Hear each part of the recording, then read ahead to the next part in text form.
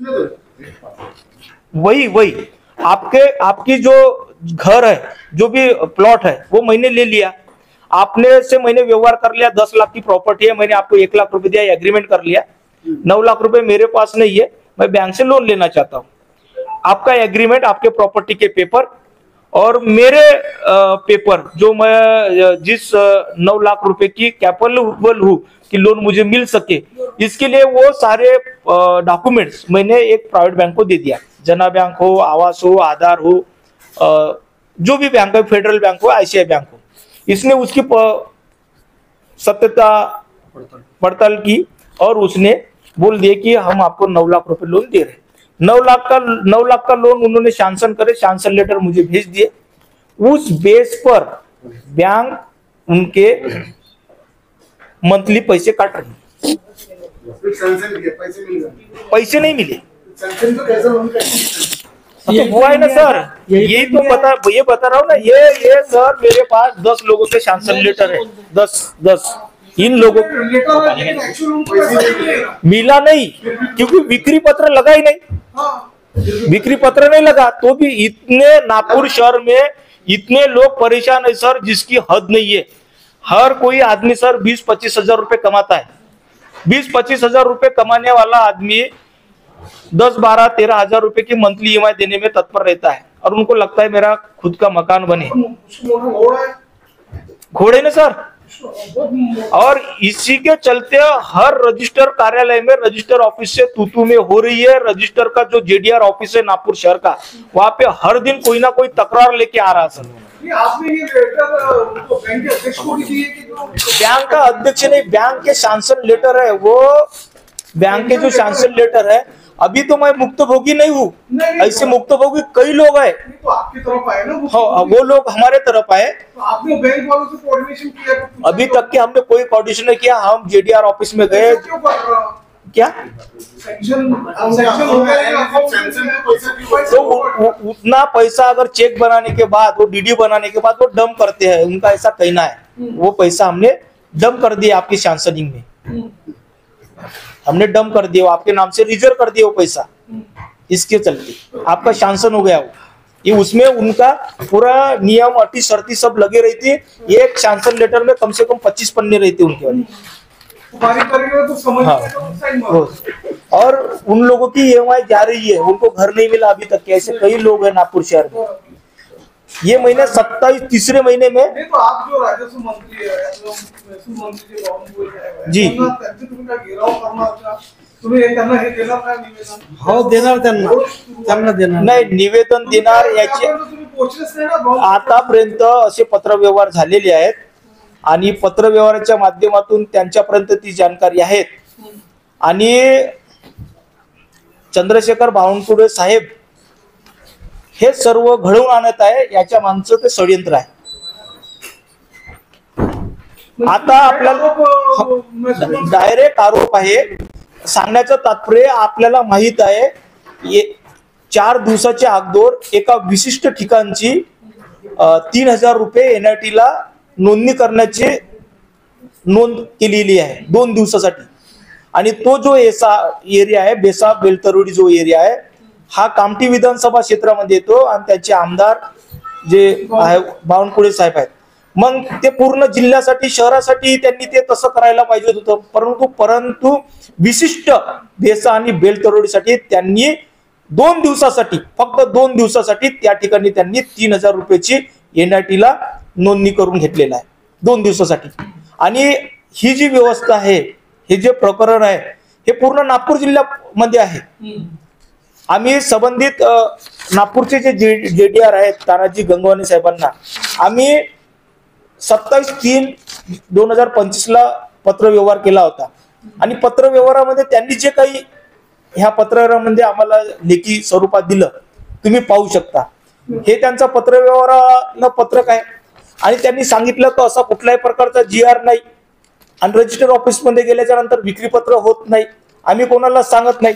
मग सर मी स्वतः 1 लाख रुपये देऊन सन्यांनी हे 2 विक्रीपत्र करून घेतलेले आहे। हा जीआर आहे तुमचा 27/3/2025 चा, आणि मी हे विक्रीपत्र करून घेतलेले आहे 12/6/2025 ला 1 लाख रुपये एक्स्ट्रा देऊ। म्हणजे हा 1-1 लाख रुपये 2 डॉक्युमेंटचे एका गव्हर्नमेंटच्या खात्यात जायचे, ते एका विशिष्ट अधिकाऱ्याच्या खिशामध्ये जात आहेत. हे दुर्भाग्य आहे. 1 लाख रुपये किती रुपयाचा असं टोटल काळा बाजार. तर नागपूर शहरामध्ये सर 10 रजिस्टर कार्यालय आहेत, पण प्रत्येक रजिस्टर कार्यालयामध्ये डॉक्युमेंट नोंदणी करून घेत नाही. आता हे जे डॉक्युमेंट आहे, ह्या डॉक्युमेंट मध्ये तुम्हाला विक्री पत्र आहे, पुराणं कर आकारणी आहे, टॅक्स आहे, गावठाणचं पत्र असताना सुद्धा लाख रुपये अधिकाऱ्याला, संबंधित अधिकाऱ्याला द्यावा लागतात. आणि तुम्ही पण याची शहानिशा करून घ्या. रिसिप्ट नाही, काही नाही. ते लूच लापत आहे, काळा बाजार आहे. आणि तो जनमानसाच्या घामाचा पैसा आहे तो, आणि सर्वात मोठा भ्रष्टाचार आहे. मग हे पत्र म्हणते की विक्री पत्र करण्यास 1961चा GR घेऊन सन्याने विक्री पत्र बंद सांगतात. दुसरीकडे एक अधिकारी 1 लाख रुपये देऊन सन्याने नोंदणी करून घेत होतो. 2 दिवसाच्या अगोदर मी त्या 3 नंबरच्या ऑफिसमध्ये 2 डॉक्युमेंट रजिस्टर्ड केले. त्यामध्ये 30-30 हजार रुपये एका डॉक्युमेंटचे घेतले जातात. काय आहे त्यांना NITच्या संबंधित अधिकाऱ्यांना बी पत्र व्यवहार केला असता, त्यांच्याकडून पण त्यांना पण पत्र व्यवहार केला आम्ही सर, की हे जे डॉक्युमेंट सध्याच्या परिस्थितीत विक्रीपत्र बंद आहेत, आणि हे जे डॉक्युमेंट आहेत, जे विक्रीपत्र बंद आहेत, हे 30-35 वर्षापूर्वीचे रिसेल डॉक्युमेंट आहेत, रिसेल विक्रीपत्र आहेत. याची NITला 2002 मध्ये नोंदणी आहे. 1900 मध्ये शासन केलेलं लेआउट आहे. आणि 1900 मध्ये शासन केलेल्या लेआउटाला तुम्ही इतके 25-30 वर्ष होऊन सर्वसामान्य माणसाचे, ग्राहकाचे 1000 रुपये घेऊन 25 वर्ष तुम्ही वापरले, आणि यांना कुठलाही डेव्हलपमेंट चार्ज न देता, यांना RL न देता, त्या लेआउटचं डेव्हलपमेंट न करता तुम्ही काय करत आहात, अशी जेव्हा विचारणा केली तर त्यांनी सांगितलं की आम्ही 1 महिन्यामध्ये ह्या जे लेआउट आहेत, ज्यांचे 2002 मध्ये नोंदणीकृत झाले आहे, हे जे लेआउट आहे यांना मार्गी लावण्याचं काम करू.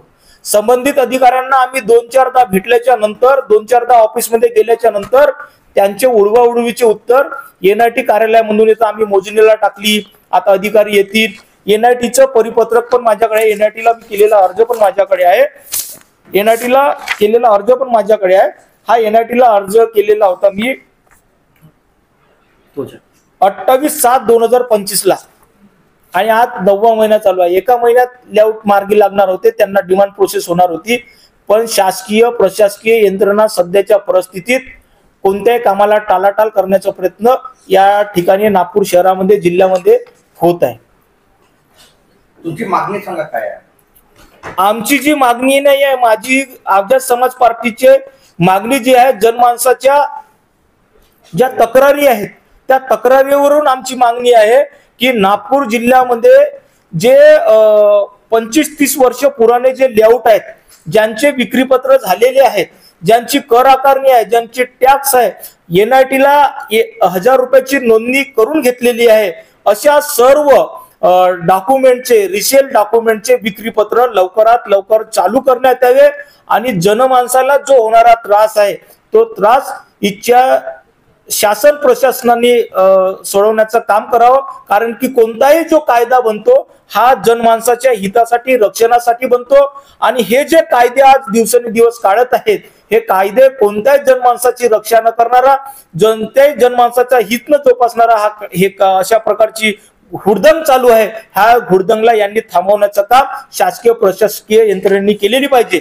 त्याचसोबत आम्ही आज नागपूर शहराचे आयुक्त आहेत, त्यांना पण आज आम्ही निवेदनाच्या माध्यमातून निवेदन दिलेलं आहे. त्यांना पण आम्ही सांगितलेलं आहे की याच्यावरती योग्य तो निर्णय झाला नाही. आझाद समाज पार्टी भीम आर्मीच्या माध्यमातून लचपत घेणाऱ्या अधिकाऱ्यांना आम्ही ठोकण्याचं, चोपवण्याचं काम करणार आहोत.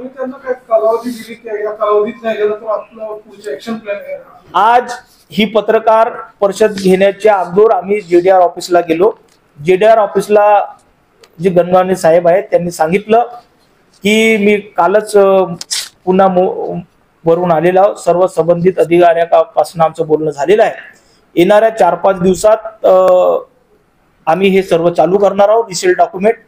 पण त्यांच्याबरोबर पत्रव्यवहार झाल्यापासून तेव्हापासून ते तेच सांगतात, 2-4 दिवस 8 दिवस 10 दिवस असंच ते सांगतात. पण त्याला वाव कुठल्या प्रकारची मिळत नाही. आपल्याला सोशल मीडियाच्या माध्यमातून, पत्रकाराच्या माध्यमातून तुम्हाला माहित आहे, आदरणीय चंद्रशेखर बावनकुळे जी आहेत त्यांनी प्रेसच्या माध्यमातून, न्यूजच्या माध्यमातून त्यांनी सांगितलं होतं की तुकडेबंदी जो कायदा आहे हा रद्द झालेला आहे, परंतु याची अंमलबजावणी सध्याही कोणत्याही रजिस्टर कार्यालयामध्ये झालेली नाही.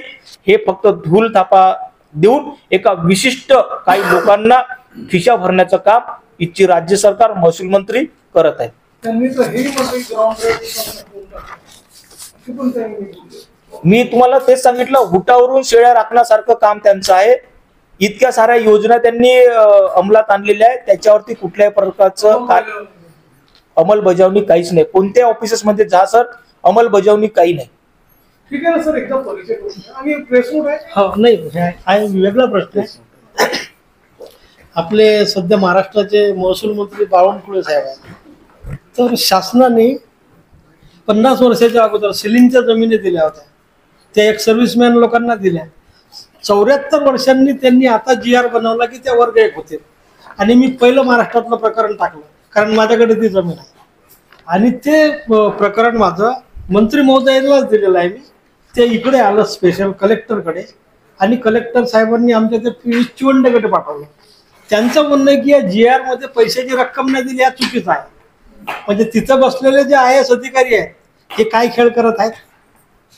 जो GR काढतात तो GR सुद्धा चुकीचा आहे. आणि 74 वर्षाच्या नंतर फक्त ही जमीन वर्ग 1 मध्ये झाली, बाकी सर्व जमिनी त्यांनी वर्ग 1 मध्ये केल्या. उडीची उत्तर हा चुकीचं आहे. म्हणजे मला सांगा, ते GR बनवणारे ते IAS तिथले प्रधान सचिव वगैरे वगैरे, आणि इकडे पण बसणारा तो कलेक्टर, तो म्हणतो चुकीचा आहे. मग आता बरोबर मी करू का माझ्या हाताने करू का? मग पक्ष घेऊन जाऊ आता आणि करून टाकू. बरोबर काय करू सांगा तुम्ही.